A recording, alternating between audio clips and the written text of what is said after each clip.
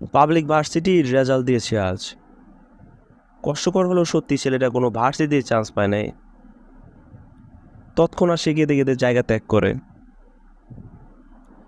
আর যখন সে বাসায় আসে তখন তার বাবা মা তাকে আচ্ছা মতো ধুলাই করে। একজন ভাবি পাশ থেকে দেখতেছিল।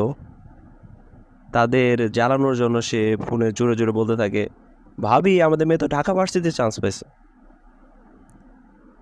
ওই দিন রাতে ছেলেরা কিছু খাবার জালিতে করে নিয়ে বাসা ত্যাগ করে। হাঁটতে হাঁটতে সকাল হয়ে যায়, সে একটা ট্রেনে উঠে পড়ে। উঠে ভাবতে থাকে আজ চোখ যেদিকে যাবে সে সেদিকে যাবে। হঠাৎ একদল দস্যু এসে হামলা করে ট্রেনে। সে উপরে লুকিয়ে পড়ে,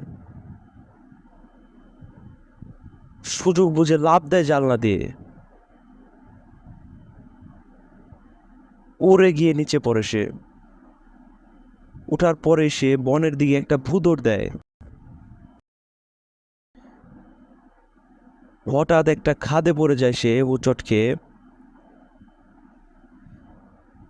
গভীরতা ছিল অনেক। ভাগ্যিস নিচে পানি ছিল, সে বেঁচে যায়। ভাসতে ভাসতে সে নদীর কিনারায় এসে পৌঁছায়। উঠার পর সে ভাবতে থাকে এখন কি করবে সে।